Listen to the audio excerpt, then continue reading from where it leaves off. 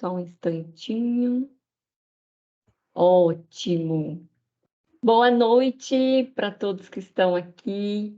Muito obrigado por vocês disponibilizarem o tempo e a energia de vocês. E eu quero agradecer imensamente ao professor Jefferson por ter aceito aí esse desafio de falar sobre educação financeira e gestão financeira. Será que tem diferença entre educação e gestão financeira? E é importante a gente falar sobre dinheiro, né? Porque parece que a gente tem um pouco de pudor de falar de dinheiro. Não sei, ainda temos isso, professor? Seja bem-vindo, professor Jefferson. Muito obrigado por estar aqui no Muda e por ter aceito em falar sobre esse tema aí tão importante. Pessoal, primeiramente, boa noite a todos. Eu que agradeço pelo convite, né, que foi feito a mim pela Janaíra, que é minha aluna, e agradeço muito. Eu acredito que é isso, né? O caminho de conseguirmos realmente fazer as coisas melhorarem, mudar, é esse, através da educação. O meu lema é esse, né? O conhecimento muda o mundo. De antemão, quero agradecer a presença de todos. Aqui eu estou vendo aqui uma galera que eu não conheço, mas vamos lá, a galera que a gente conhece, que sinta-se, né, como um abraço fraternal, como se fossem nossos conhecidos de longa data. Então, aí, boa noite à Adriana, ao Anderson, à Érica, à Elô, à Janaíra, à Larissa, ao Marcos, né, meu amigo Lousada aí, parceiro, a Marli, a Monique, o Reginaldo, a Renata e Rogério. São as pessoas que aparecem aqui. O pessoal Clebson tá chegando. Galera vai chegando aí, sintam-se acolhidos aí por nós. Bom, gente, quando a gente fala de grana, né? Falar de grana é um assunto bem polêmico, é um assunto delicado, as pessoas não gostam de falar de dinheiro. É um tabu, né? No nosso universo, né? Esse é um tabu. De antemão, só vamos lá, né? Só para a gente organizar os pensamentos. Se alguém tiver alguma dúvida, alguma pergunta, né? A gente deixa para o final da aula. Aí tem um esqueminha de levantar a mão aí, né? Não sei se vocês são familiarizados com o Teams, aí a gente vai na ordem, hein? Tentando esclarecer as dúvidas, tá bom? Seguindo, vamos lá. É um tabu falar de grana no Brasil, né? O brasileiro, eu falo que nós somos. O brasileiro é muito empírico, né? O brasileiro, quando se trata de situações, ele acha que domina todo o universo, né? Falou de futebol, o cara vira um técnico da seleção brasileira. Ele escala todo mundo, ele sabe o melhor, né? Sabe de tudo. Falou de dinheiro, de economia, a pessoa se auto-intitula aí um doutor da Universidade de Chicago, né? A pessoa se intitula economia, não, inflação, o cara tá errado, tá mexendo, é culpa disso, daqui. É o empirismo, né? As pessoas falam, às vezes, sem saber os conceitos ali, e isso é uma situação muito complicada, né? A gente que estuda o assunto, a gente sabe que não é tão simples assim. Estava com o Marcos, nós estávamos acompanhando um grupo, né, de estudantes aí aos Jogos Escolares do Estado, e a gente falou isso, né? A gente comentava sobre isso, que as pessoas elas julgam antes de entender o contexto. E dinheiro não é fácil de lidar. Dinheiro é uma coisa que todo mundo acha, que todo mundo fala, eu queria ganhar o salário mínimo. Eu ouvi isso um dia. O salário mínimo no Brasil tinha que ser R$ 5.000 para cada. Aí, se a gente sentar e fazer conta, vocês vão ver que isso aí é uma coisa que não dá para ser. Aí, quando o mundo se intitular, todo mundo poderia ser rico. É uma situação que em economia a gente trata de lei da escassez, aonde, infelizmente, se faz necessário termos divisões de classe, né? Então, se teríamos todos num patamar nivelado, acredite, isso teria a teoria do caos. A economia não resistiria. Afinal, quem iria trabalhar, né? Se todos fossem milionários. Então, a gente tem várias situações aí. Bom, mas vamos lá. Primeiramente, eu vou me apresentar formalmente a vocês. Quem é o professor Jefferson, né? Quem é o professor Jefferson? Vamos lá, vamos ver se o nosso amigo Tins colabora conosco aqui, que esse carinha, eu conheço ele de longa data, viu, gente? O Tins é uma maravilha. Eu estou aqui acompanhando com o segundo monitor, tá? Para ver a reação, que realmente ele demora um pouquinho aí para chegar a vocês. Olha que legal. Eu abri aqui e não chegou a você. Agora tá chegando, né? A gente tem uma distância aí de tempo. Bom, vamos lá. Quem é o professor Jefferson, né? Eu sou formado em administração, sou bacharel em administração, também tenho a licenciatura na área de administração, formado em pedagogia, pós em gestão escolar, MBA em gestão bancária, finanças e controladoria. Sou mestre em ciências da educação e atualmente terminando aí doutorado na área. Bom, MBA, o pessoal até brinca, né? O que é isso? É jogo de basquete, professor? Eu falei, não, MBA é Master Business Office Administration, mestre de administração de empresa ou de negócio, né? Então a gente tem aí e tem embaixo no Lattes, tá? Para quem quiser acessar na íntegra aí a nossa formação, né? Os trabalhos que a gente desenvolve, nós temos o currículo Lattes aí em anexo, tá ok? Ó, tem até um sonzinho de fundo, hein, ó. Até para acordar os alunos, viu, pessoal? Vamos lá. Nosso desenvolvimento profissional e pessoal. É assim que a gente trata. A gente tem vários mini cursos, né? É muito importante isso. Eu gosto muito disso. E esse nosso aqui é bem bom, né? Fala da educação financeira aí, familiar, né? Então vamos lá. Como a gente disse, dinheiro é uma coisa, a gente entra numa polêmica, né? Dinheiro é muito complicado de lidar com ele. As pessoas, repito, né? Todo mundo fala, eu gostaria de ter meu sonho, né? Eu canso de ouvir isso. Meu sonho é ter uma árvore de dinheiro. Eu que gostaria muito de ganhar bem. Né? As pessoas têm essa relação com o dinheiro, né? De importância de tê-lo. Mas acredite, não, se você ter e não saber controlar, né? Não saber administrar, é a mesma coisa de não ter. A pertinente, aí a Larissa disse a diferença entre gestão financeira e educação financeira, né? A gente sabe que gestão, a palavra gerir, gerenciar, ela vem disso, realmente, da gente poder executar, planejar e desenvolver. Então, a gestão financeira, ela se encontra dentro das organizações, né? Dos setores, e aí existe realmente um gestor, né? Uma pessoa, um diretor, um líder, que trabalha essa área. E especificamente, né, dentro desse conceito. A educação financeira é algo que nós temos que tratar, na minha opinião, desde os primórdios, né? Nós teríamos que acompanhar isso desde quando a gente se entende por gente.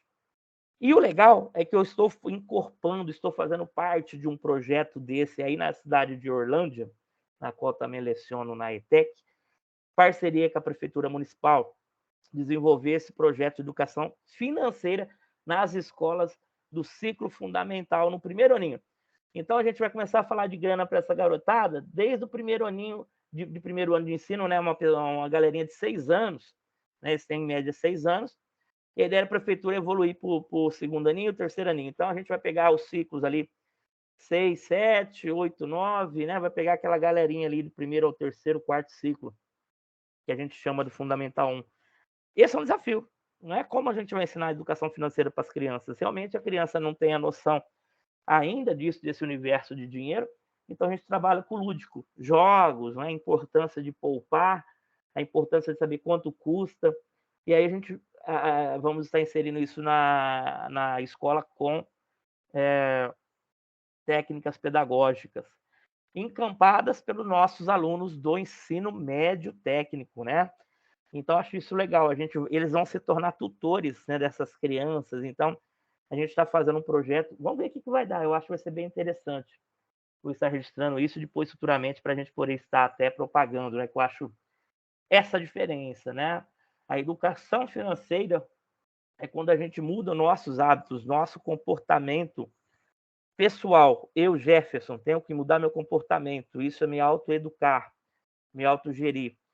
Né? Diferente do gestor, né? E, repito, o gestor ele pode ser um ótimo gestor, trabalhar muito bem com o dinheiro dos outros e às vezes o dinheiro dele ele não consegue controlar.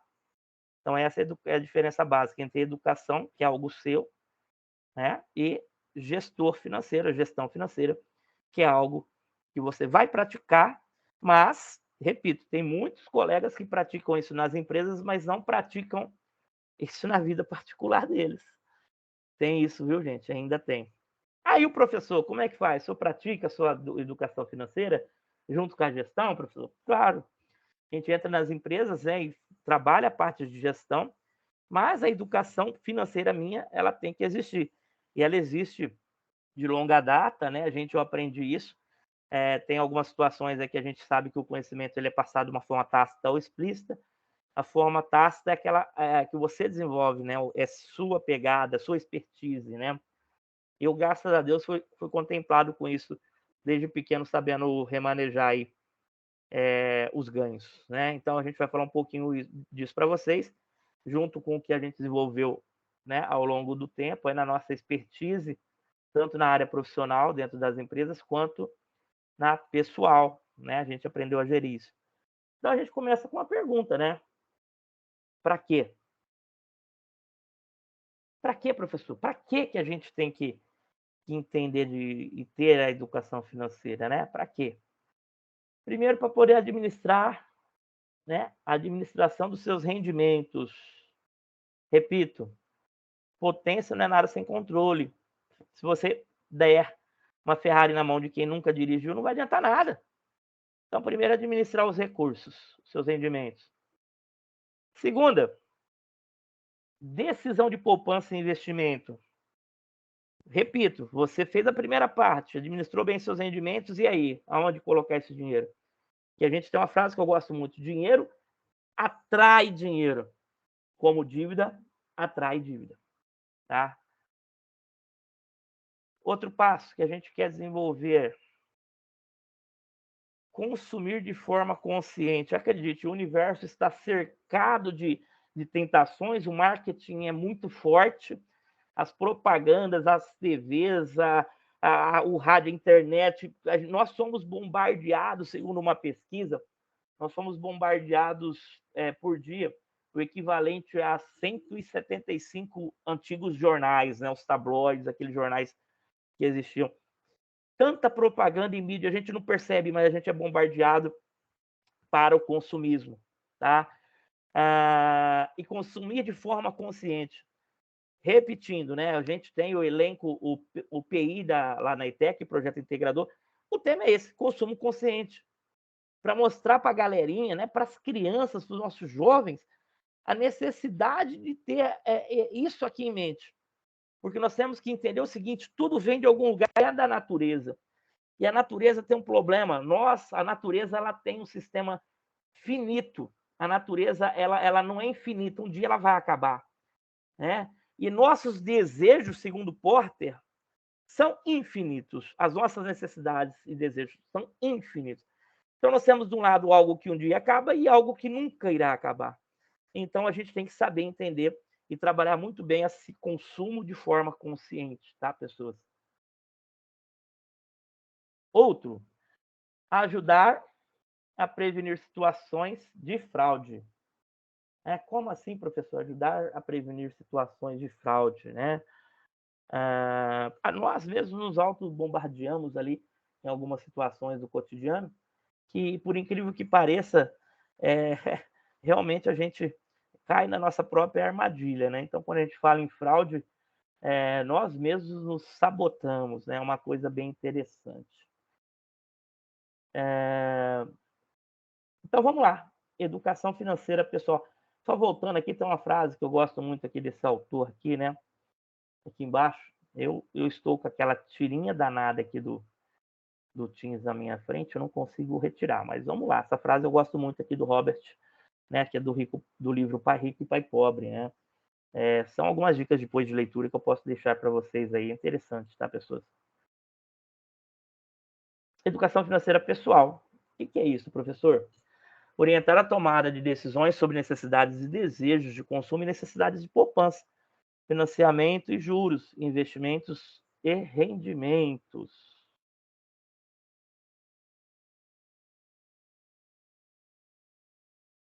E também mostrar como as pessoas poderiam aproveitar as oportunidades de produtos e serviços ofertados de uma forma consciente.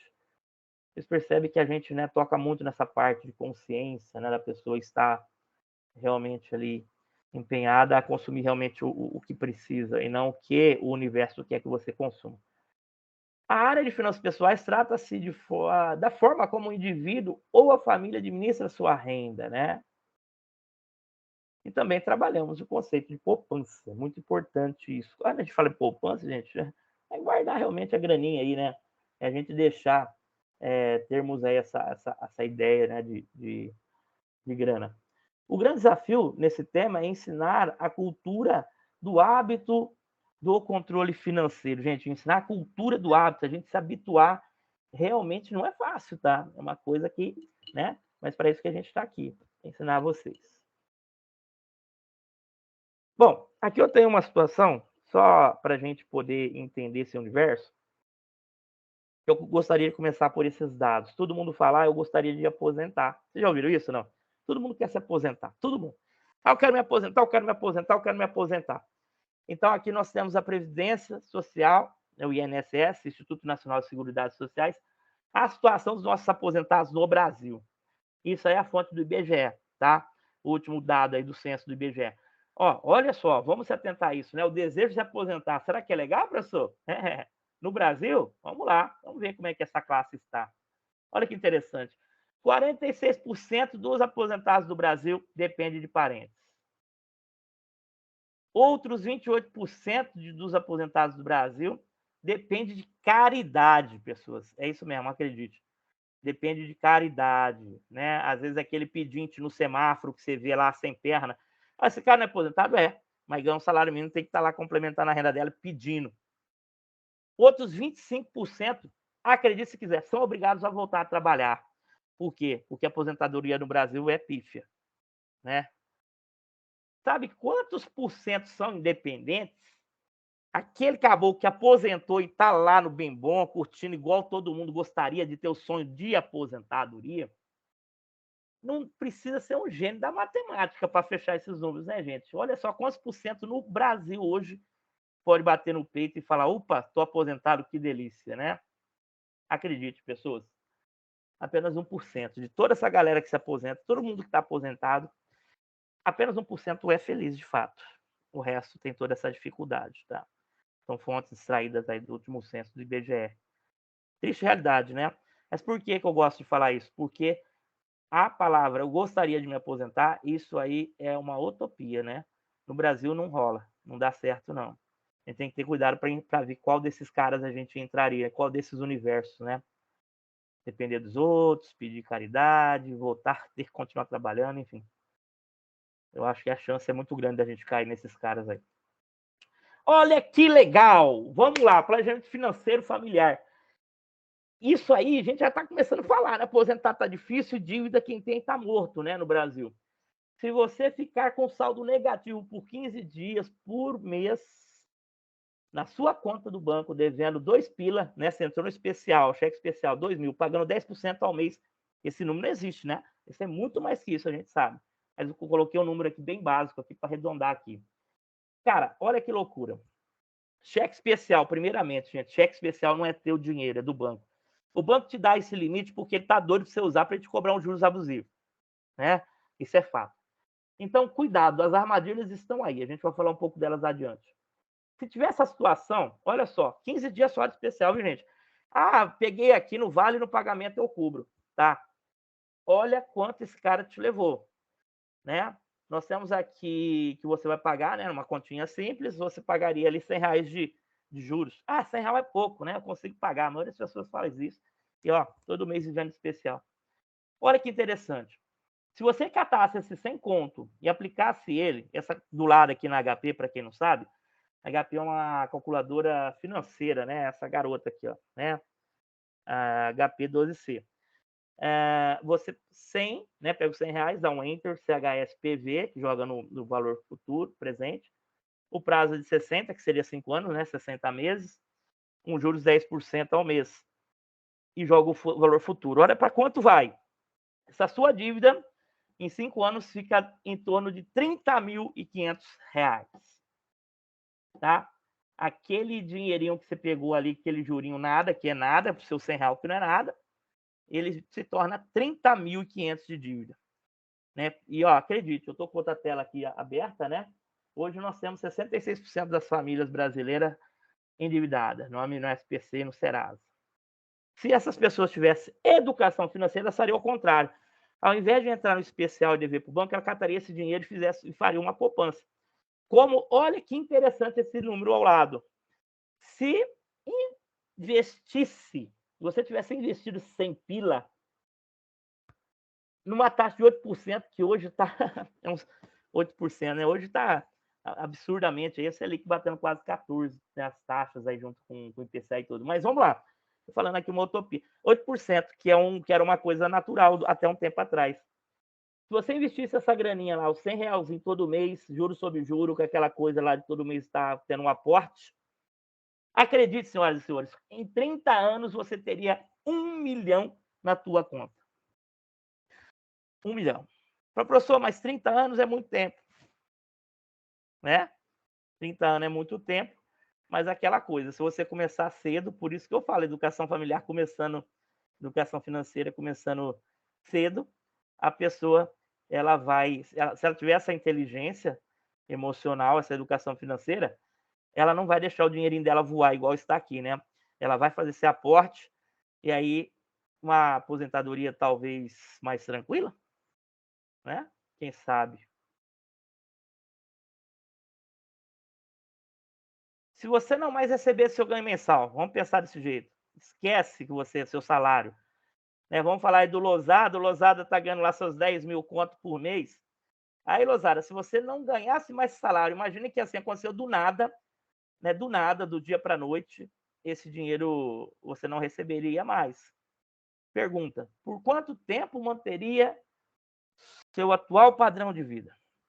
Por que a gente faz essa pergunta?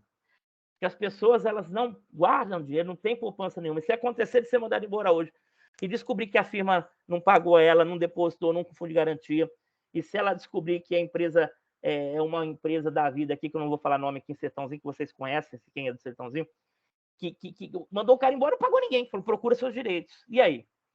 Por quanto tempo você acha que a gente consegue viver desse jeito? Por uma regrinha básica que a gente ensina aos nossos alunos, você teria pelo menos que ter 6 meses de segurança financeira. Ou seja, se você precisar de 3 mil reais, né? De 3 mil reais, você teria que ter hoje, no mínimo, entre 18 mil guardado, tá? Para manter aí os seus 3 mil, né? 3, 6, 9, 12, 15, 18. Para você manter o seu padrão de vida. Se ganha 5, né? E é por aí sucessivamente, tá, pessoas? Isso é uma regrinha. 6 meses você teria que ter essa segurança. A pergunta é, quem será que tem, né? Quem será que tem? Esse aqui, o material vai estar disponível, a gente depois vai disponibilizar para vocês, aos interessados. Essa aqui é uma regrinha do pessoal lá dos americanos, que escreveu um livro que eu gosto também, O Milionário Mora ao Lado. Uma regrinha matemática, tá? Um conceito matemático. Seu patrimônio está coerente com sua idade e renda? Olha que conta fácil. Multiplique sua renda bruta anual pela sua idade e divida por 10. Terá o patrimônio esperado para alguém da sua idade ou renda. Exemplo, vamos supor que você ganha seus 3 mil reais mensais e tenha 60 anos. O seu patrimônio hoje, você deveria ter um patrimônio de no mínimo 216 mil reais. Então, como é a conta? 3 mil vezes 12 vezes 60 divide por 10. Né? Então, essa seria o patrimônio. Se você tem 60 anos e tem esse salário e fala, não, eu tenho esse patrimônio hoje, você está indo bem. Sem dívida, tá, gente? Não adianta você ter 216 de patrimônio e ter 216 de dívida. Aí o seu patrimônio é zero. Tá? Então, isso é um patrimônio que você tem que ter sem dívida, sem financiamento, sem parcela, sem prestação, tá bom? Faça as contas aí, depois no final quero ver quem é que está dentro dessa realidade. Tem um dispositivo também da Fenabran que ajuda. Depois eu vou deixar o link aqui para vocês acessarem uma calculadorazinha para saber como é que você anda financeiramente. Né? Tem bastante ferramentas bacanas.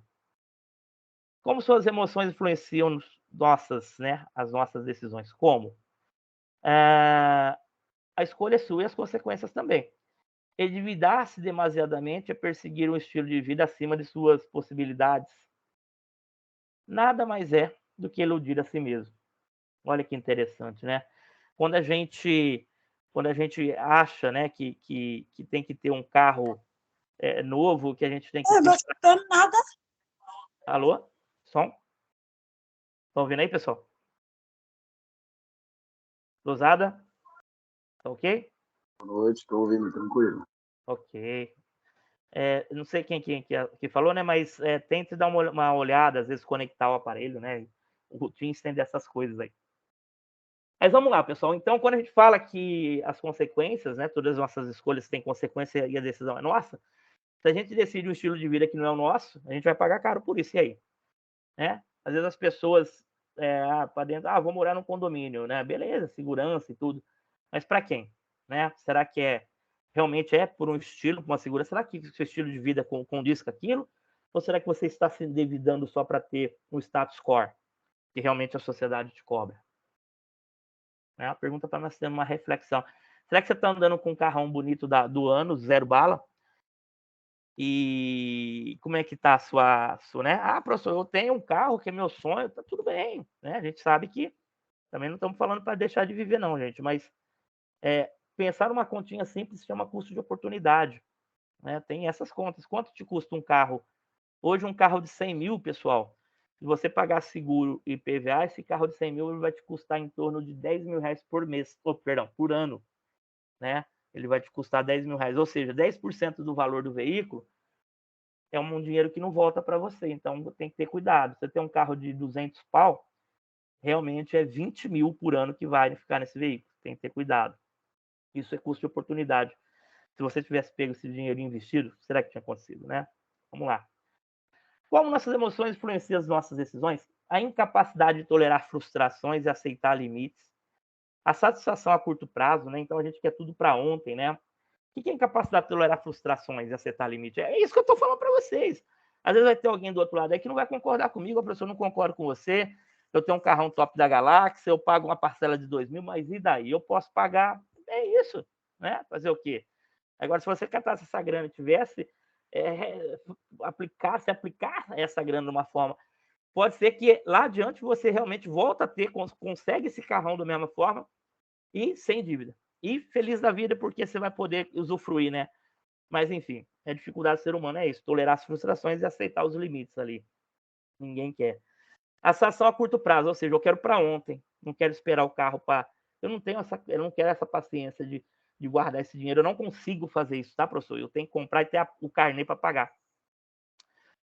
Não segue planejamentos, fura todos. Sabe aquela coisa do começo do ano, falar, vou perder peso, aí de repente, vou fazer isso, de repente, eu vou guardar o dinheiro e de repente, não sobra, ganho pouco, nunca sobra. Sempre vamos ter aí desculpas. Outra coisa comum é pagar dívidas para ter crédito e poder fazer outras dívidas. Olha o absurdo. O que é pagar a dívida? Você está lá com o cartão estourado já e você vai, não, vou pagar o cartão para liberar o limite para eu poder comprar aquilo que eu quero lá, né? Aí você entra naquela roda de hamster de novo.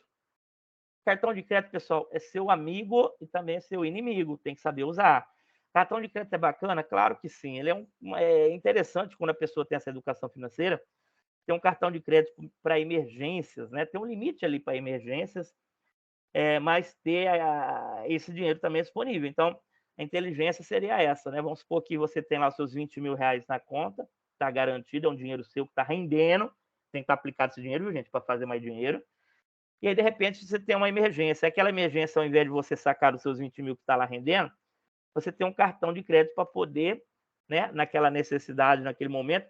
Só que aí você vai pegar aquele compromisso e jogar como se fosse, né? Jogar como se fosse, não, jogar como todo mês a sua dívida ali para poder, né, sem mexer naqueles 20 mil. Aí é inteligente você usar, sem pagar juros. Quando não é inteligente cartão de crédito, é quando você entra no rotativo. Você vai lá, paga o mínimo, vai lá, paga o mínimo, vai lá, paga o mínimo, esquece. Está morto, você nunca vai sair dele. Tá? Aí ele é uma armadilha danada. E outro detalhe, raiva de ser confrontado com seus gastos. As pessoas não aceitam quando fala de grana, né? Confrontou elas com os gastos delas, ela fala, imagina, eu não faço isso não, né? É o empirismo do ser humano. Desafio de formar uma poupança. Qual que é a grande dificuldade? Dificuldade de renunciar ao consumismo imediato, na esperança de ser recompensado no futuro ainda muito distante.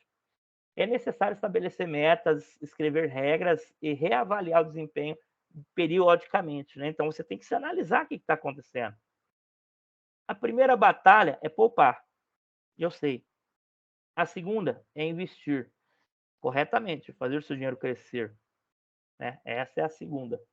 E a terceira é usufruir. Lembra que eu te falei daquele carro lá que você queria tanto? Se você conseguir poupar e investir essa grana, você vai ter aquele carrão. E aí, além do carrão, você ainda vai ter grana para curtir algumas outras coisas, né? Sem dívida, olha que legal.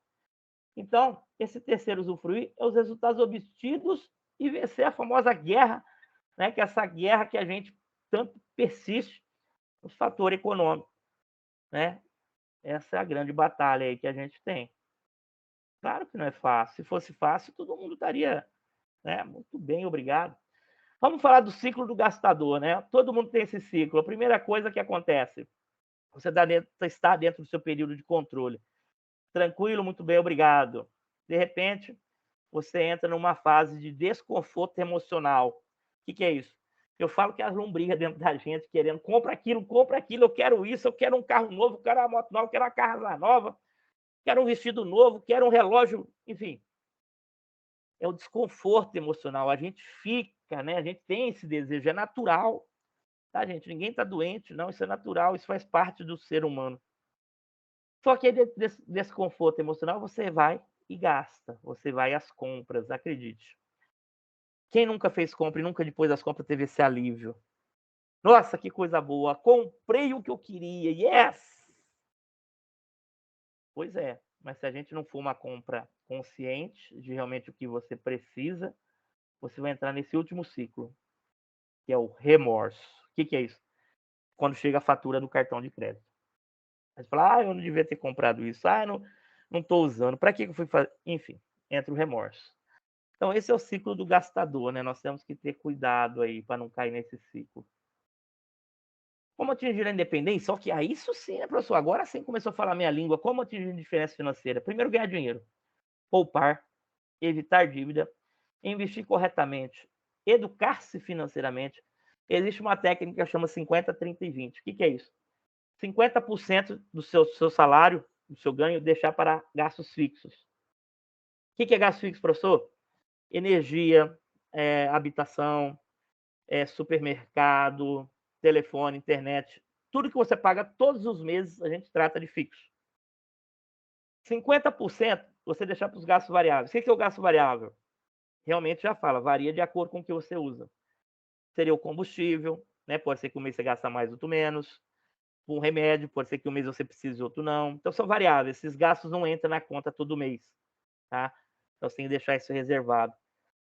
E outros 20, cara, seria para uma reserva financeira.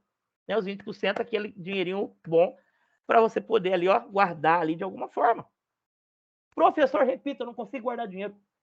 Cara, crie um carnê virtual, pega um bolinho de papel, escreva como se fosse uma dívida, vai lá todo mês e pega esse dinheiro e bota no banco como se estivesse pagando a conta, mas não tem conta, isso aqui é para o seu futuro, é seu dinheiro. Crie um carnê virtual, crie esse hábito de guardar. Você ganha 10, 20%, guarda 2, né? Se eu ganho 1.000, professor, eu não consigo. Consegue, né? Nós temos que apertar ali, ó. O segredo está aí, espremer as moedinhas, né? Então, todo mundo consegue, gente. Mas, realmente, aí tem que ter educação financeira. Lembra lá do início? Educar-se é mudar o interior da gente. Equilibrado. Tem vida financeira saudável, não gasta mais do que ganha e ainda consegue poupar e realizar seus sonhos. Não se deixa levar pelos outros e nem precisa provar nada para ninguém. Eu sempre falo isso. Para que a gente compra um Camaro? Será que é para mim ou será que é para os outros ver que eu estou andando de Camaro? Sonhar é bom, né, gente? É muito bom. Realizar é melhor ainda, tá? Olha que legal. Você ali pensando numa viagem, uma casa própria, ter uma velhice tranquila. Gaste menos do que ganha. Geralmente as pessoas fazem isso aí, né? Aí tá como é que é? O velho da cabeça branca, né? O dono da lancha. E o salário dele tá embaixo da lancha aí, né? Sendo esmagado aí por tudo e por todos. Tem muita gente que faz e vive desse jeito, né? Domine o dinheiro ou seja dominado por ele. A decisão é sua. Né? Tem muita gente que deixa o dinheiro fazer isso aí com as pessoas. Vamos refletir. Em seu sentimento, o que você ganha mensalmente é suficiente? Permite você poupar ou é insuficiente? Então, nós temos esse momento aí de reflexão, né? Vamos fazendo reflexão, que no final a gente conversa, né? Emoção versus o dinheiro. O que acontece? Responda. O que me leva, né? O que nos leva a fazer uma compra por impulso? Comprar algo que você depois sabe que você não precisava. Onde gasto o dinheiro sem pensar? Aonde será que o dinheiro está indo? Dicas para não gastar sem necessidade. Pergunta básica. Eu realmente preciso disso agora? Mas seja seletivo. Depois pesquise preço, se você precisar realmente. E peça desconto para pagamento à vista, né? Tenha em mente, se você precisar comprar esse produto aqui e pagar ele, e como você vai pagar? Ah, eu vou juntar a grana, vai pagar à vista. Se custa 100, vai brigar, fala, é à vista, cara. Não tenha medo de pichinchar, tá? Ah, e detalhe, né? Não adianta pegar aquele dinheiro que você economizou e torrar, né? Tem que saber fazer o carinha render. Você consegue entrar e sair de um shopping sem comprar nada? Pergunta, né? Isso aí é clássico. No seu guarda-roupa, coisas que você nunca usou? Será que tem? Você costuma adquirir coisas que não havia percebido que precisava, até ver na vitrine de uma loja? O mistério do dinheiro que some. Ah, essa eu quero ver com vocês. Vamos dar um stick aqui, senão a gente não termina. A gente já está aí com... né? Estamos chegando ao tempo voa, né, gente? Pessoal, pequenas compras diárias como um cafezinho, um docinho, uma balinha, uma biju, uma revistinha, um pão de queijo, uma Coca-Cola ou aquela famosa cervejinha. Leva o seu dinheiro embora. Acredita? Vou mostrar para vocês. Olha só para onde o seu dinheiro está indo. Em 20 anos, onde seu dinheiro vai, em 20 e 30 anos. Vamos falar que você... Guloseima, um docinho de R$1. Quem é que não tem um realzinho no bolso? Todo mundo tem, né? Mas R$1 hoje não compra nem um doce. Se você guardasse assim R$1, em 20 anos você teria 14.500 conto na poupança. Se você tivesse mais paciência, em 30 anos você teria 41 mil. Olha só com R$1 por dia, hein, gente? Lanchinho, 4 conto por dia, em um mês, né? Comendo um lanchinho na escola, um negocinho ali, R$4 só. Se você guardasse esses R$4, você teria 86.500 conto em 20 anos. Em 30, 250 pila. É uma casa, gente, economizando só 4 cruzeiros por dia. Mas não, né? Eu tenho que comer o docinho, eu tenho que comer o lanchinho. Baladinha do final de semana. Uma pizza de 50 cruzeiros, né? Todo fim de semana uma pizzazinha. Eu teria R$144 mil em 20 anos. Ou quase, né, 415 mil. É uma chácara. Para você falar, é difícil, professor? Não é difícil. Não estou falando para você deixar de comer pizza, deixar de existir, não, pessoal. É ter uma mania de ter um cofrinho, educação, né? E colocar isso aí em prática. Gente, repito, tá? Esse dinheiro é com juros compostos, então não adianta você pôr no cofrinho da tua casa que não vai render. Você tem que ter uma educação financeira e deixar isso dentro de um CDB, um RDB. Continuando, para onde vai o seu dinheiro? Onde vai o nosso dinheiro, né? Olha só, outra conta com juros aí de 1% ao mês, cara. O que é isso? É o que a gente tá rolando, olha só. Gorjetas, 3 vezes na semana. 12 mil em 20 anos e em 30, 45. Sabe aquele dinheirinho que você dá no sinaleiro lá? Então, um lanche, diminuir o valor do lanche para aqueles que comem menos. A pessoa teria aí 81 mil, né, em 20 anos ou quase 300 em 30. Reduzir o preço da pizza também para aquele que costuma rachar com a namorada, né? Mesmo assim, você, com 150 mil em 20 anos e meio milhão em 30 anos. Vocês entenderam que, olha só, hein? Olha os juros aí, que é uma bagatela. Qualquer poupança está pagando esse juro, tá? Qualquer poupança. Quebramos tudo agora, né? Quebramos tudo. Vamos lá, né? Existe o ensino de educação financeira no Brasil? Né? Será que existe, professor? Sim, existe, né? Vamos lá, tá demorando para chegar para vocês. Vamos lá, aí, ó, tá mudando. Agora sim, né? Os efeitos especiais demoram a chegar. Existe, professor? Sim, existe. Aqui e agora. Esse é o nosso momento, né? Nosso momento de reflexão. É um momento da gente ter parado uma horinha aí no nosso dia da semana para poder ouvir a gente ter um pouco de consciência, né? Para onde vai a grana. A importância do planejamento financeiro, né? É preciso dedicar um tempo para desenvolver um plano financeiro e, além disso, é importante ainda ter disciplina para seguir o plano e mudá-lo quando for a hora. Isso é muito importante. Como estruturar o seu planejamento financeiro? Como que a gente faz isso, pessoal?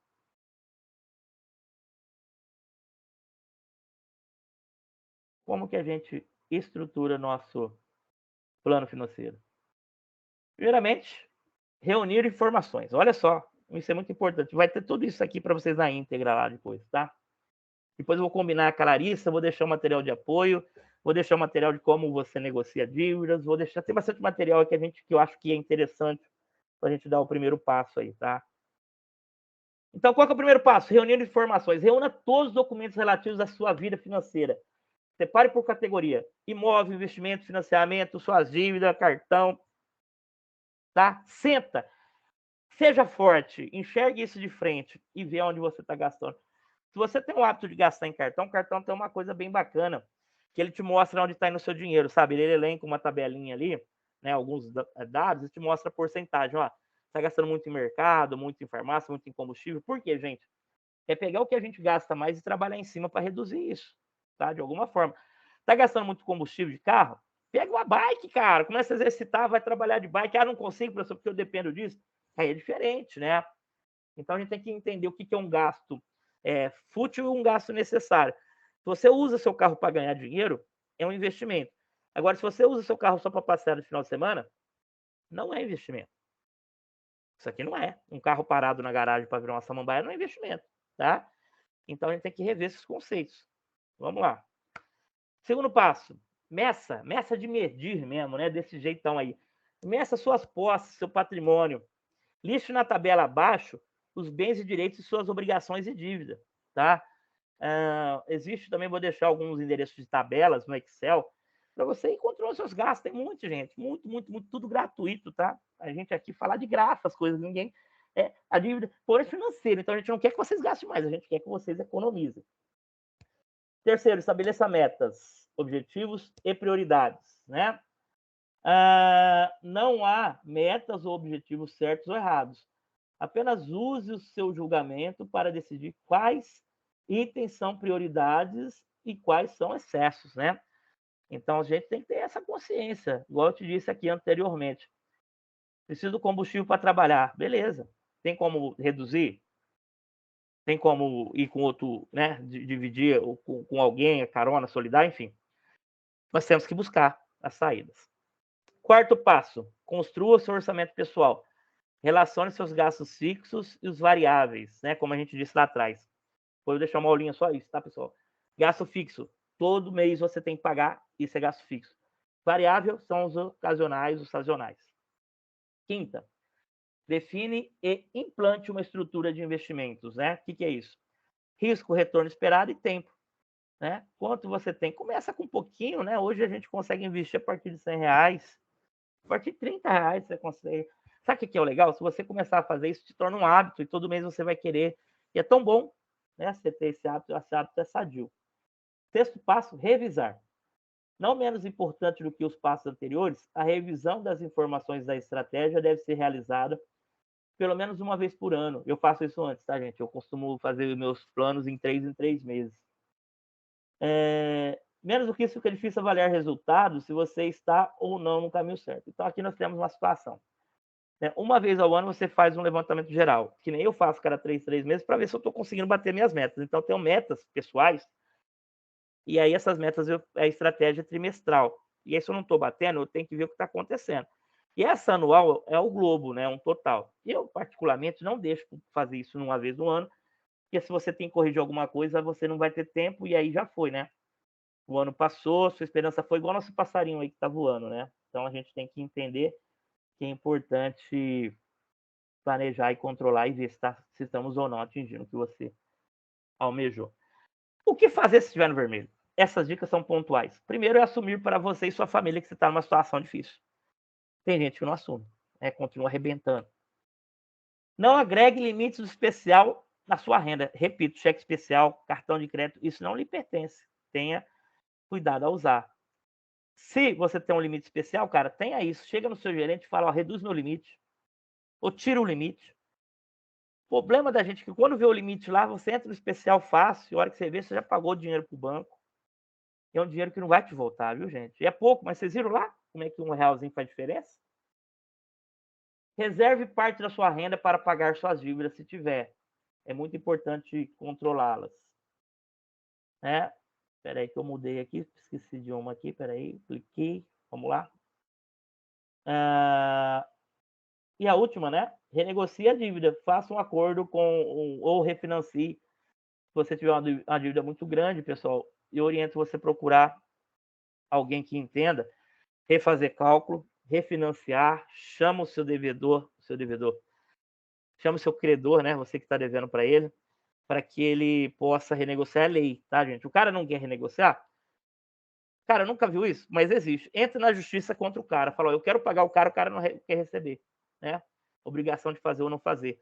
Reclame no Procon, né? Porque eles têm que aceitar um acordo, tá? E tem que ser plausível. Não teve jeito, vai para a justiça. Não tenha medo de ser feliz, não, tá?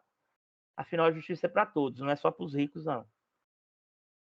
Reflexão. Dívidas atraem dívidas, como dinheiro atrai dinheiro. Use os juros a seu favor e não contra, né? Como a gente disse a vocês, tenha a melhor opção. Use os juros a seu favor, negocie, compre à vista, não caia na tentação de crediário. Estava lendo uma reportagem hoje, a Maria Luísa Trajano, o carnezinho da felicidade, acho que é isso que ela descreveu lá, né? E aí você compra uma geladeira de 3.500, a geladeira passa a custar 6,5, né? Então não tem felicidade nenhuma em pagar 2 vezes um produto. Não há, né, gente? Não há. Estamos quase no fim. Vamos à reflexão. Quem quer ter 1 milhão? Quem quer ser um milionário aos 65 anos? Ter inteligência financeira é aprender a diminuir o que sai e multiplicar o que entra, né? Como, professor, qual que é o milagre? Não tem, pessoas. O que tem é trabalho e educação financeira, né? Uma bela explosão. Olha que legal. Como você pode ter 1 milhão com 65 anos? Olha a aposentadoria boa aí, né, gente? Se tem 25 anos de idade, você teria que guardar hoje R$237. E uns jurozinhos a 9% ao ano. Quer dizer, é bem menos que isso hoje, tá? Os juros hoje está quase 14, né? O poupança está pagando 11. Então tá mais fácil de ter um milhão aí com 65. Se você tem 30 anos, o valor seria 371. E assim sucessivamente, né? Até chegar lá, ó. Vamos supor que está na idade do professor Jefferson, 45 anos. Eu teria que guardar aí 1.500 conto por mês. Se eu quiser chegar nesse. E não é difícil, gente. Professor, mas tem gente que não ganha isso, tudo bem. Né? Mas comece antes. Se você acha que não consegue agora, abre uma poupança para o seu filho, começa lá, ó. Né? Quanto mais jovem, melhor. Não é isso? E aí por diante, né? Se você tem 60 anos, aí você tem que guardar 13 mil por mês, que aí você já está quase. Olha que legal. Se você conseguisse ter essa grana, 13 mil por mês, com 5 anos você teria 1 milhão na conta. Né? E aí já fica difícil, eu sei. É muito difícil. Né? Mas então a gente aí está ligando, né? Nada mais ligando o tempo aos juros, né? Que o dinheiro no tempo tem o seu valor. Chegando ao final, estamos aí com quase 1 hora de rolagem, né? Sempre nosso tempo limite que a Larissa estipulou. Vamos às últimas 16 dicas de sucesso. Primeiro, defina objetivos financeiros, onde você quer chegar, como. Controle o seu fluxo de caixa por mês. Realmente, você não é empresa, mas tem um fluxo, entrada e saída. O que você ganha e o que você gasta. Isso é fluxo de caixa. Classifique suas despesas em fixas e variáveis. Repito, muito importante saber quais contas você tem que pagar todo mês, que é sagrado. E quais seriam as variáveis, né? Aquelas que entram e que o mês gasta mais, outro gasta menos. Essas são as variáveis. Um exemplo, combustível. Um mês você pode gastar mais, outro mês menos. Remédio, tomara a Deus que ninguém gaste, mas se precisar, enfim. 4, utilize o bom gerenciador financeiro, né? Como eu disse, planilhas eletrônicas para lhe ajudar. 5, faça um planejamento mensal. Sexto, elimine gastos desnecessários. Identifique esses gastos e elimine. 7, limite o uso do seu cartão de crédito. Saiba usá-lo a seu favor. 8, não compre por impulso, né? Aquela coisa de, comprei. 9, vamos lá, mudou. Se tiver dívidas, renegocie. 10, saiba como poupar. Aqui é com telefonia, mas é tudo, tá, gente? Saiba como poupar aqui no geral. 11, use cupons de desconto. Hoje está aquela coisa de cashback, né? Usou o cartão, ele te gera ali algumas situações para compras e créditos. Tem gente que nem sabe que tem isso. E aí os créditos fica a Deus dará, né? Saiba utilizar. Outra dica, cartão sem anuidade. Esse negócio de você pagar cartão anuidade não dá certo. Existe um monte de cartão de crédito que não te cobra anuidade e ainda te gera cashback, né? Que é esses cupons aí de desconto. 12, faça uma pesquisa de preço se necessário for comprar algo. E a gente sempre tem que comprar alguma coisa, mas pesquisa de preço. 13, aprenda a dizer não. É importante. 14, busca alternativas para ganhar mais dinheiro, né? Se você tiver um bico, né? Uma segunda renda é importante. 15, nunca gaste mais do que ganha, regra de ouro. E 16, invista aquilo que você conseguir fazer sobrar.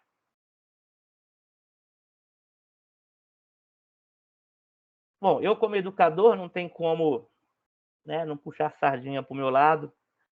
Gestão empresarial, educação financeira, gestão financeira. Invista em você, estude, né? Esse é um investimento. Eu falo por mim, né? O que eu era, o que sou, onde cheguei, tudo isso graças aos estudos, à educação. Tem uma frase que diz que o mais rico não é aquele que tem muito, mas aquele que precisa de pouco. Eu sempre falo isso para meus alunos, né? Precisar de pouco é saber fazer acontecer.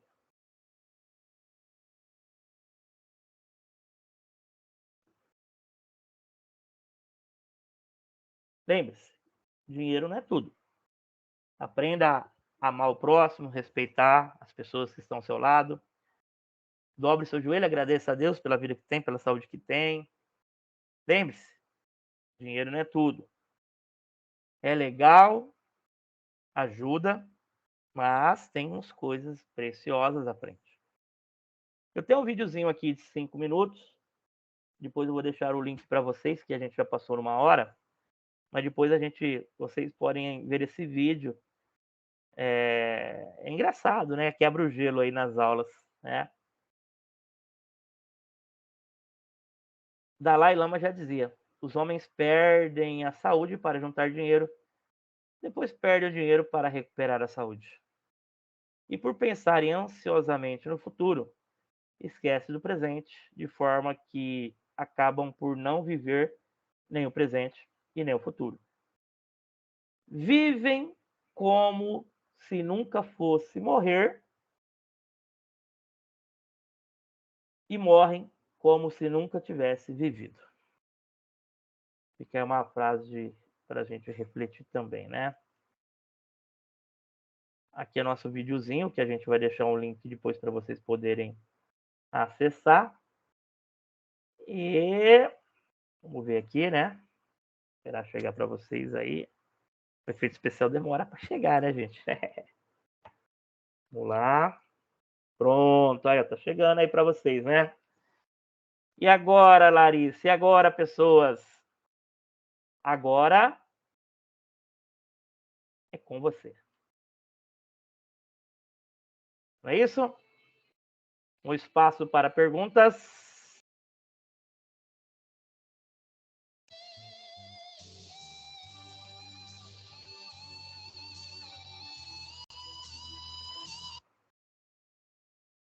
Muito obrigado, boas semanas a todos. Aqui está meu blog, aqui está meu e-mail.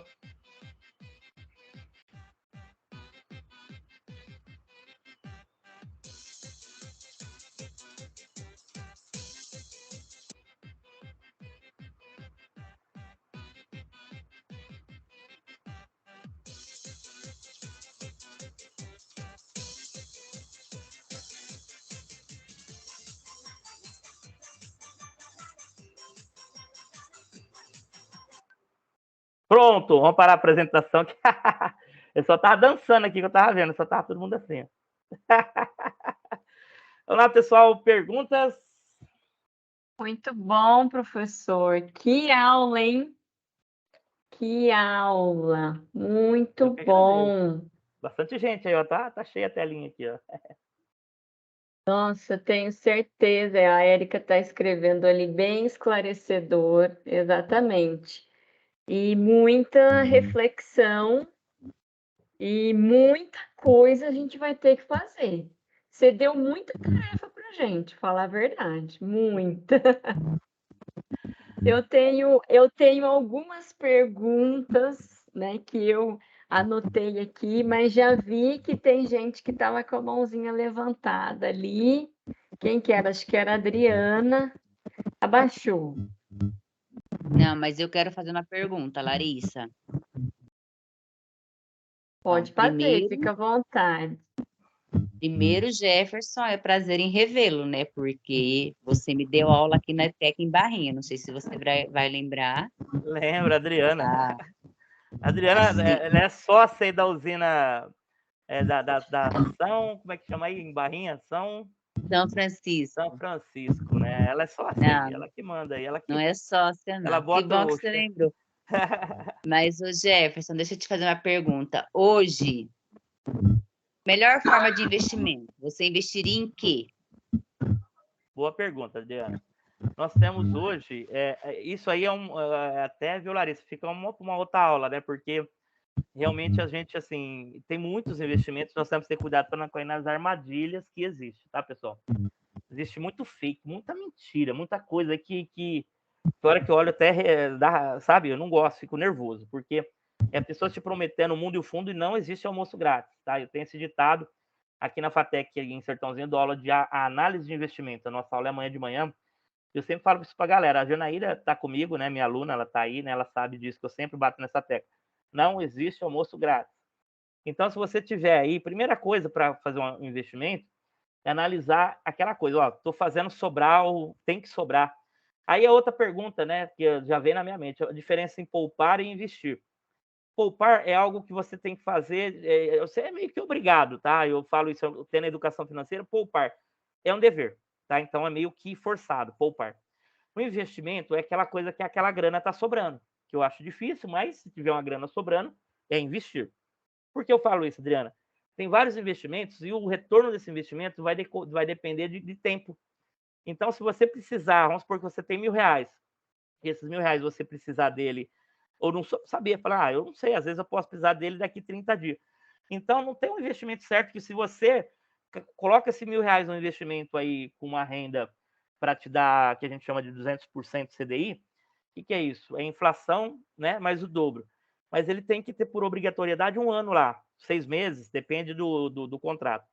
Se você retirar antes, você perde. Então, aí não é investimento, você vai perder dinheiro. Tá? Então, a primeira parte do investimento é isso. Quanto você tem para investir? E a pergunta, se dinheiro você precisa dele? Se não precisa, existe o investimento de longo prazo que paga bem mais. Se precisa, existem investimentos a curto prazo que você também pode fazer, né? Então, nós temos muitos CDBs. CDB é o quê, gente? É um dinheiro que você empresta para o banco, tá? E o banco te paga juros daquilo. Repito, os juros variam de acordo com o prazo que você deixa esse dinheiro lá. Existem algumas LCIs e LCAs. O que é isso, professor? Letra de câmbio. Né? Então, tem letras de câmbio. Existem títulos, né, como o mercado de ações na Bolsa de Valores. Então, hoje a gente tem moeda, criptomoeda, Bitcoin, a gente tem vários tipos de investimento. Então, a pergunta é essa. Quanto tempo você tem essa disponibilidade para o seu dinheiro ficar lá? Eu tenho uma continha fácil, viu, Larissa? A gente pode deixar depois para os alunos. Na verdade, eu não sei se essa aula está gravada, essa do investimento, mas geralmente eu faço assim. É R$ 1.000 dividido em 10 aplicações diferentes, cada uma com R$ 100, um aporte de R$ 100. Por quê? Porque aí você começa a analisar qual está melhor. Porque tem isso no mercado, uma paga mais, outra paga menos. Então, esse R$ 1.000 você distingue 10 para começar a entender um pouco o que é isso e vir enxergar qual que seria o melhor investimento. E aí você começar a trabalhar melhor esse cara que vai te pagar mais. Então, hoje, Adriana, eu falo, a poupança não é um bom negócio, não. A poupança só é melhor do que deixar dinheiro no colchão. Dinheiro no colchão não, não vai render um centavo, né? A poupança não é legal hoje, não. Mas existem alguns bancos que você pode deixar o dinheiro lá e eles pagam um rendimento para utilizar o seu dinheiro. Tem juros, liquidez diária, né? Então tem alguns bancos que acontece isso com a conta corrente. Ainda tem muita propaganda na TV, né? Eu tenho uma moça lá que fala, ó, sua conta é concorrente, né? Concorrente quer dizer uma conta engessada. E existem as contas desses bancos, dessas factories, né? São bancos virtuais aí, que ela realmente o seu dinheiro vai rendendo, tá? Então, assim, repito, o investimento hoje depende de quanto tem para investir, tá? E a gente vai deixar para vocês uma listinha que não tem nada assim, ó, cravado, né? Ah, professor, qual que é o melhor? O que o senhor faria hoje? Eu tenho ações e eu falo com propriedade. Em 2020 eu perdi 20 mil reais em ações. Só que em 19 eu ganhei. Fala da Magalu, né? Tá na moda, aquela coisa toda ali. Ações da Magalu, Via Varejo, as ações da parte. Gente, a pandemia, sabe? O mercado é muito dinâmico, a gente tem que entender muitas coisas para poder. Então, assim, essas lojas de tipo Magazine Luiza, né? Essas lojas de. Ih, deu branco aqui. Essas lojas estão caindo as ações. Oi? Não entendi. De departamento? Isso, loja de departamento. O que está acontecendo com elas? As pessoas estão deixando de comprar, tem muita gente comprando no Shopee da vida, né, nos internet da vida, vocês sabem disso, né? Nunca teve tanta entrega igual está tendo aí, logística. Enfim, as pessoas estão migrando para um outro tipo de situação e os caras estão percebendo isso. Então, hoje você também tem a Magalu virtual, tem Casas Bahia virtual. E acredite, é muito mais barato comprar na loja, vocês sabem disso, né? Então, as pessoas estão migrando. Eu acredito que logo essas lojas de departamento, elas vão realmente, fisicamente, elas vão realmente deixar de existir. Né? Isso a tendência do mercado está mostrando, as próprias ações. Então, elas têm que trabalhar o ganho, o lucro, para poder subir as ações, para elas terem valor no mercado. E acontece que o mercado hoje está emergente, mas enfim. Então, Adriana, se tem uma grana para investir, procure o seu gerente, converse com um especialista, um CDB, para começar é bacana. Se você curtir ali uma coisa mais dinâmica, abra uma conta aí, né, num banco que trabalhe com títulos. Começa a investir nos títulos, é gostosinho. Eu vou deixar depois, pessoas, Larissa, se me permite, um canal de um emulador. O que é isso? Emulador ele é tipo brincar com o dinheiro. Você não precisa pôr dinheiro lá, mas você enxerga o dinheiro movimentar como se estivesse investindo. O bom lá é que você não perde, né? O duro se ganhar também você não ganha. Você vai ficar triste, ela devia ter posto dinheiro lá, mas... Beleza? Eliseu tá com a mão levantada. Vamos lá, Eliseu. Tudo bem, Adriana? Tá certo? Bom te ver novamente, viu? Obrigada, Jefferson. Muito obrigada. Vamos lá, Eliseu. Boa noite. Boa noite. Satisfação, uma honra estar com vocês, tá? Parabéns aí pela iniciativa. Larissa, fantástico. Jefferson, parabéns. Nossa, sem palavras. Até meu amigo Marcos aí, a todos aí. Ainda não conheço, né? Que faz parte do grupo. Satisfação enorme para estar com vocês, tá bom? Fiquei uns 10 minutinhos atrasado, mas aprendi bastante. Isso amadurece a gente. A minha pergunta, Jefferson, é a seguinte. Esses bancos virtuais agora, está surgindo banco virtual para tudo quanto é lado, são confiáveis? Por que eu te pergunto isso? Porque esses bancos virtuais estão liberando créditos que a gente até assusta, até maiores do que os bancos que a gente já é concorrente há muito tempo. São confiáveis? Eliseu, boa pergunta. Né? Nós temos uma situação, Eliseu, que eu sempre digo, qualquer investimento que você for fazer, o banco que você pretenda trabalhar, é importante você, primeiramente, dar uma olhada no se ele está credenciado pelo BC, né, que é o Banco Central, e se ele tem a garantia que é do FGC, que é o Fundo Garantidor de Crédito. Esse Fundo Garantidor de Crédito, o FGC, ele é internacional e quando o banco ou a agência de fomento, ou as factories, tem vários nomes chegando, né? Hoje tem, como você disse, tem várias situações chegando no mercado, a gente tem que entender para não cair nas armadilhas aí. Então, primeira coisa, Eliseu, não existe almoço grátis, tá? Se eles estão te oferecendo, se eles oferecem alguma situação, tem que ter cuidado e ler o contrato muito bem antes. Por quê? Porque tem muitas armadilhas aí, tá? Tem bancos aí oferecendo... tinha até uma situação um tempo atrás e tinha um investimento que eles estavam pagando 300%. O que é 300%, gente? É o IPCA mais 300%. Então, se você fizesse um investimento de 500, de R$1.000, você teria em 30 dias 300 reais de juros. Uma coisa absurdamente absurda que ninguém está pagando isso.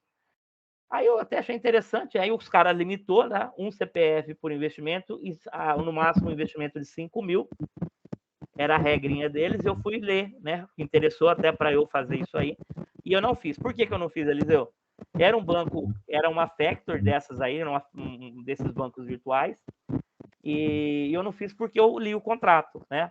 Aí todo mundo falando que fez, vocês leram o contrato? A pessoa não lê. E aí, do couro sai a correr, isso é fato. Então, para ela te pagar esse absurdo, que ninguém paga, qual que era a regra? Você teria que, depois desses 3 meses, ela pagaria isso nos primeiros 3 meses, Eliseu. E depois você era obrigado a deixar o dinheiro na conta por 1 ano sem mexer, tá? E tendo que fazer um aporte mensal. O que é um aporte? Você teria que fazer um depósito mensal ali, você era obrigado a fazer. Senão, você perderia esses juros, você perderia esse fator. E os juros decorrentes dos outros meses eram juros muito abaixo, muito abaixo. Então, o que o banco fez? Uma conta simples. Ele pegou aqui que ia te pagar, né? Jogou aqui e dividiu por 12. Se você sacasse antes, você não ia ter os juros. Ou seja, ele iria trabalhar 3 meses com o seu dinheiro, né? Porque muita gente acredita que caiu nessa. Então, o banco foi genial, né? Tá lá, não tá, ele não tá contra a lei, entendeu? Ele não está contra a lei, porém, as pessoas não leem, assinou o contrato e entrou, né? Então, você depois pode pedir uma quebra de contrato e tal, mas dá uma dor de cabeça danada, né? Então, tem que ter cuidado, Eliseu. Olha os bancos, puxa a capivara, dá uma olhada no Reclame Aqui, vê se ele está no BC, no Banco Central Cadastrado, vê se ele não tem. Cara, o melhor termômetro são as pessoas, viu? Reclamando, cara, pula da bala, sai fora. Tem gente reclamando que consegue abrir conta, não consegue fechar. Tem gente reclamando de coisas que embute no cardápio, né? Que a gente fala. Então tem que ter muito cuidado. Eu ainda sou daquele cara que eu tenho conta em banco físico e tenho conta em banco virtual. Então eu tô bem de olho eu tô bem de olho nesse mercado, tá? Eu tô de olho nesse mercado. E aí aquela coisa assim, né? De que é que tá acontecendo e a gente vai acompanhando. Inclusive acompanhando notícias, né? Que a gente tá sempre ligado. O Nubank teve uma situação aí que eles entraram para o mercado e distribuíram o pedacinho para todo mundo e depois aconteceu de dar uma desvalorizada no mercado. O C6, vários, né? Banco virtual tem para tudo lá. Então a gente tem que acompanhar, né? E tem algumas coisas que é fake também, viu, gente? Aí os caras falam, o Nubank, não sei o que, não vai pagar ninguém, não sei o que, mudou. Não, dá calma, leia na íntegra, busque fontes confiáveis, não acredite em tudo que está na internet, tá? E decida, aí a decisão é sua, né? Mas tem que realmente ler, não entendeu? Releia, não entendeu? Releia de novo, até você entender. Não entendeu? Procure alguém para te ajudar, mas tome cuidado, tá, gente? A armadilha de boa intenção, o inferno está lotado. Eu, professor Jefferson, eu tenho amigos que estão investindo muito em aplicativos, até aquele de futebol e tal, coloca 50, 30, apostando quem ganha, quem não ganha. Também é uma roubalheira danada, tem muita gente perdendo dinheiro com isso. Cuidado, Eliseu, isso aí a gente chama de bolha. Isso aí é uma bolha. Ou, para os antigos, a famosa pirâmide. Mudou-se o jeito, mas o golpe tá aí. Cai quem quer, né? Não existe almoço grátis. Cuidado, eles têm toda uma situação de perfil. Eles atacam as pessoas certas. Um cara que investiu R$100, eles dão 10 mil pro cara. É aquele cara influencer que vai trazer mais gente para o bolo. E a ideia é essa, né? Mais gente pagando para eu inchar mais a minha pirâmide. Mas a hora que for pagar todo mundo, a conta é fácil, não existe dinheiro para todo mundo. E aí os caboclos catam o dinheiro deles, a malha e a cuia, vai para outro jogo, e aquele jogo já era, quebra a pirâmide, começa outra, a bolha que a gente fala, né? Então essa bolha, isso eu não faço de jeito nenhum, tá? Eu não gosto de aposta, ainda mais apostar dinheiro, eu não aposto. Milagre é só o Senhor Deus que faz. Cuidado, Eliseu. Cuidado que é dinheiro, vocês viram na minha continha básica, né? É difícil ganhar, mas para gastar é fácil. Gratidão, obrigado, viu? Mais alguém?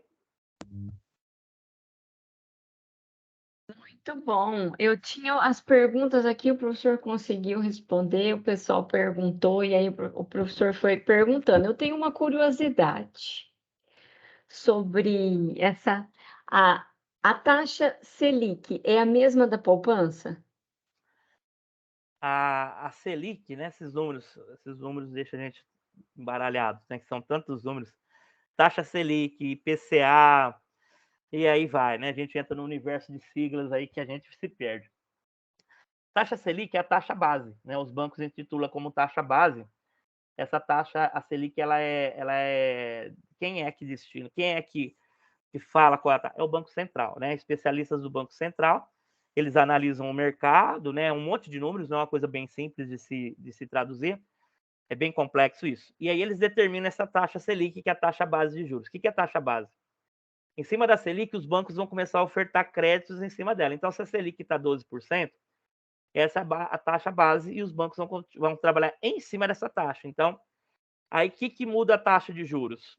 É o perfil da pessoa, tá? O perfil do banco. Então, a taxa Selic está aqui em 12. Se você for tomar um empréstimo consignado em folha, você vai ter um juros menor, porque é a garantia de recebimento. Uma outra coisa, então, assim, conforme o risco da aplicação, os juros aumenta, tá, pessoas? É assim que funciona os juros. E a Selic é o que a gente chama de taxa base. Então, o Banco Central estipulou, jogou a Selic, e aí da Selic é o que vai rolar os juros adiante. Então, ela é uma soma, né? Depois ela soma a Selic e o IPCA. O IPCA é o Índice Geral de Preços ao Consumidor. Então, o IPCA também é gerado valores, né, de aumentos de preço. Não é tão simples assim. A inflação, eu explico para meus alunos que é totalmente diferente. A inflação não tem nada a ver. É claro que esses números influenciam na inflação, tá, pessoal? Só que não é tão simples. Não é assim, tá tendo hoje, a gente está tendo uma Selic e o IPCA vai dar 14%. Então, a inflação vai ficar em 14%? Não é desse jeito que funciona, né? Então, os índices gerais de preço ao consumidor é aquela coisa que todo mundo vai no mercado. Então, o tomate hoje está um preço, amanhã ele está outro, né? Tem aquela variação. O combustível subiu, o combustível desceu. Então, são essas variáveis que estipulam o IPCA. E aí tem lá o IPCA. Então, vamos falar que hoje nós temos a Selic a 7 e o IPCA a 7. Juntando os dois dá 14. Então, a média anual aí de juros, podemos ter uma média de 14% ao ano. Aí, o que você faz para você não perder dinheiro? 14% ao ano é a mesma conta fácil. É uma coisa de você ter R$100 no início do ano e no final do ano você não ter mais os R$100, você ter R$14 a menos, tá? Então isso aí seria aí as nossas taxas corroendo o nosso dinheiro. Então você imagina que isso parece simples, parece pouco, mas é muito, né? É o poder de compra que a gente perde, é o dinheiro que perde. Então, o mínimo que você tem, se você tiver R$100 e deixar ele em algum investimento que vai te pagar a Selic, ou vai pagar o IPCA, ou IPCA+, enfim, então um monte de situação, né, que a gente chama de 120%, 10%, enfim, tem várias situações. Então a regra seria essa, que você colocasse os seus R$100 aqui, e no final do ano você não perderia, né? Ao contrário, você teria os 14 garantido, sem perda, e mais os juros. Então isso que seria o IPCA+, né, que a gente fala IPCA+, ou Selic, ou 200%, né, enfim. Então, teria o 100% aqui e mais o dobro. Então, se rendeu aqui 14, eu teria mais 14 de rendimento. Então, no final desse ano, eu teria R$114 na conta. E não ao contrário, né? E não um débito de 14, que aí ficaria com R$86, né? Então, uma perda aí significativa, gente. Perder dinheiro não é fácil, tá? E não é bom, ninguém gosta. Eu não gosto, eu odeio perder dinheiro. A gente tenta, eu fico aqui, né? Eu olho os planos da minha. Tem uma internet, tem uma internet mais barata. Eu não tenho vergonha, não. Eu ligo na minha operadora, aí vai baixar? Não, então tá. Bota outra internet mais barata e mando cancelar aquela. É assim. Tem um plano celular, faz 20 anos que eu tô pagando aqui 50. Os caras queriam mudar para 100. Eu uso muita internet, muita coisa. Se mudar, eu troco de operadora. A gente não tem que ter vergonha, gente. A vergonha é roubar, né? É ser desonesto. Tá certo? A gente, quando for brigar pelos nossos direitos, não tem que ter, não. É chegar numa loja, pesquisar preço. Ó, minha filha casou. Eu tive que dar um fogão. Cara, eu fui pesquisar, demorei para comprar o fogão. Não foi o primeiro que eu cheguei. Né? Não tem que ter vergonha, não. Né? E aquela coisa, se programe, faça o seu dinheiro render. E a melhor forma de render o dinheiro é de diminuir os nossos gastos, que é muito difícil. Então, o primeiro ponto é enxergar onde está indo o seu dinheiro. Repito, analise onde você está gastando mais e vá reduzindo aos poucos. Repito, não estou falando para ninguém deixar de existir, ninguém deixar de viver, né? Afinal, a gente precisa se divertir também. Mas a coisa controlada, aí, Larissa, remete ao início da aula. É educação. Isso é educação, né? Quando a gente tem isso como priori, né? Diferente da gestão. A gestão a gente gere aqui, né? Então a gente tem que realmente incorporar isso na nossa vida. Por isso que eu achei legal esse projeto, começar com os pequenos, levar os pequenos, né? Brincar no lúdico, eles entenderem que eles têm que realmente começar a entender o que é o dinheiro, porque, gente, acredite, vocês viram lá, né? É um choque de realidade, mas vocês viram como é que está o INSS? Repito, quando eu vejo a pessoa, eu quero aposentar, eu falo, se ele soubesse o que é aposentar no Brasil, ele não ia falar isso, né? Então tem que ter cuidado, tem que ter cuidado. Então, se a gente entender que cada gotinha de dinheiro que a gente guardar hoje pode ser uma segurança para você amanhã, ninguém sabe, pode acontecer imprevisto com todo mundo. Então, né, vamos tentar ter essa consciência. Claro, repito novamente, não vamos deixar de viver, nós vamos viver melhor. Quer comprar um carro? É um mérito seu trocar teu carro. Planeje isso antes. Coloque na ponta da caneta quanto isso vai te custar. Você quer fazer uma viagem? Não vá lá e passa o cartão e divide e vai viajar. Não, faça o contrário. Começa a guardar o dinheiro da viagem no começo do ano. Chegar no dia da viagem, você está com a sua viagem paga, com dinheiro para viajar, sem dever nada para ninguém. É o melhor do universo.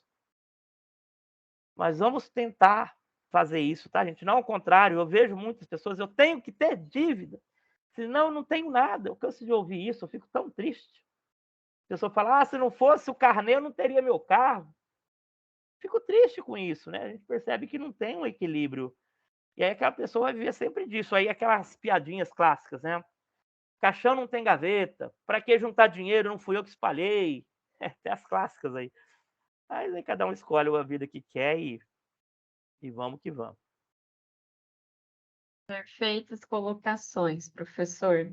Eu fiz uma anotação aqui que, sabe quando a carapuça serviu? Né? Eu não digo isso, eu digo assim, foi um tapa na cara, né?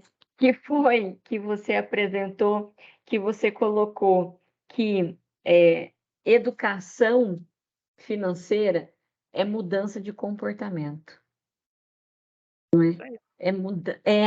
Olha, e mais uma vez que a gente vem falando dentro do Muda é o autoconhecimento. Muita gente fala, autoconhecimento, blá, blá, blá, eu não tenho tempo para isso, né? Dinheiro é autoconhecimento, é mudança. Para você mudar alguma coisa, primeiro você tem que entender o que você vai mudar, não é?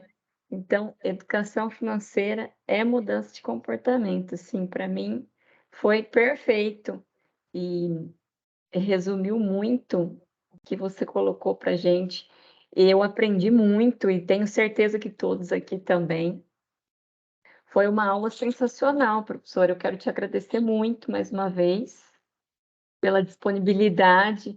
Estamos aqui passando o tempinho aqui, mas esse tempo aí que a gente passou foi com muita qualidade. Muito obrigada mais uma vez. Eu que agradeço, é um prazer. Lembrando, né, como eu disse, a gente não é tão simples, é lógico, a gente tem bastante conteúdo, inclusive, como eu disse, tem um aulão só disso de investimento, né? Tem um aulão também de dívida, né, que fala explicitamente todos esses pontos, né? Tem pontos aí para se trabalhar, não é simples assim. Aula para nós. Eu sei, né? Mas aí é aquela coisa, né?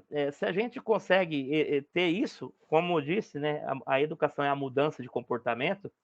E quando as pessoas falam que não tem tempo, vamos deixar para adiante, isso me remete ao Zeca Pagodinho, né? Deixa a vida me levar, vida leva. Tem muita gente nesse ritmo, né?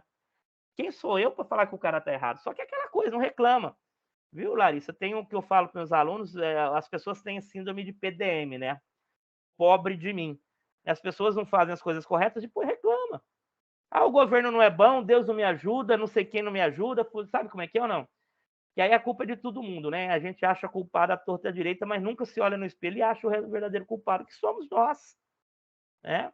Então todos aí muito bem empregada, a instituição de vocês, né? As empresas, as usinas que geram essa energia aqui na nossa região. Eu puxei lá, dei uma olhada no projeto Muda, então de antemão quero parabenizar vocês, aos idealizadores, aos colaboradores. Não é qualquer empresa que tem isso, viu, pessoas? Que investe nisso, o que a gente chama, Larissa, das universidades corporativas, né? Dos repositórios de conhecimento. Isso aí, poucas empresas que enxergam isso estão anos-luz à frente. E aí aquela coisa, né? Tem muito, infelizmente, ainda ouço isso de funcionários, quando a gente é contratado para uma palestra, alguma coisa parecida, e a gente ouve, né, querendo ou não, as agulhadas. Ah, tá gastando com palestra, devia estar aumentando meu salário. Né? Tá gastando com isso, devia estar aumentando aquilo lá. Aí eu falo, gente, é um ganho que a gente tem como pessoa. Acredite, repito, você poderia estar ganhando lá os seus 10 mil reais, seus 20 mil reais, seus 30 mil reais. Se você não controlar esse dinheiro, você vai simplesmente continuar pobre. Lembra uma frase, pessoal? Leve essa frase com vocês. O rico não é aquele que mais tem. O rico é aquele que menos precisa. Então, vamos refletir, né? E vamos realmente mudar o nosso comportamento. E eu acredito que todos... Acredito, tá, gente? Eu posso falar, eu cortei na própria carne, eu já passei por isso. Então, é difícil. Eu não sou só aquele professor que entra na sala de aula e aplica a teoria. Né? Eu costumo cortar na própria carne para entender esse universo e para saber aí realmente como acontece. Por isso que eu disse no início, eu perdi muito, uma quantia, né, 20 mil reais aí em investimento em bolsa na virada da pandemia. Até hoje estou lá pelejando para recuperar. Então não é tão simples assim, não tem milagre, não tem... Ah, mas você é professor, como é que você caiu nessa? Né, para você ver como é que a coisa funciona. Né, o universo é desse jeito, ninguém detém o conhecimento pleno e ninguém sabe o que vai acontecer amanhã. Se soubesse, né? Repito, a teoria da riqueza no mundo, todo mundo ser rico, acabava o problema. Não seria tão simples assim, é bem mais complexo, tá, gente? É bem mais complexo, o negócio não é nesse populismo, né, nesse imediatismo, não é desse jeito. Eu faço uma analogia, Larissa, só me permitindo finalizar, que seria a mesma coisa de você dar uma bola de futebol a cada jogador. Imagine os 12 jogadores. Quantos jogadores tem no futebol? Exato, né? Temos lá 11 jogadores para cada lado. Imagina você, o Marcos, dá 22 bolas. Ó, vocês estão brigando por causa de uma bola? Toma uma bola para cada um. E aí, o que ia ser o jogo? Então, isso acontece na área financeira e econômica, né? Não é tão simples assim. Realmente tem que ter uma bola só e nós temos que correr atrás dela. Beleza, pessoas? Vou deixar... Perfeito, professor. Vou Muito deixar obrigada. Aqui, vou escrever aqui, ó, aquele meu e-mail lá que eu estava lendo, estava no Outlook. Meu Deus, eu nem sei se eu tenho esse e-mail no Outlook ainda. Eu vou... Cadê o trem para escrever aqui? Deixa eu ver onde que tá. Cadê? Papai? Eu vou escrever aqui, ó. Aqui, comentários. Vou escrever o meu e-mail. Perdão. Não tá me habilitando. Eu tô desabilitado. Eu acho que é só você aí. Isso, como convidado, acho que não dá para habilitar, mas o professor pode me passar, que aí eu encaminho. Distribui, pessoal. Aí, se tiver alguma dúvida, alguma coisa, a gente tá lá. Beleza? Beleza. Muito obrigada novamente, professora, todos que estão aqui. Obrigada, gente. Ótima semana para todo mundo. Agradeço. Gratidão. Obrigado, Laís. Top. Obrigado. E venham mais aulas.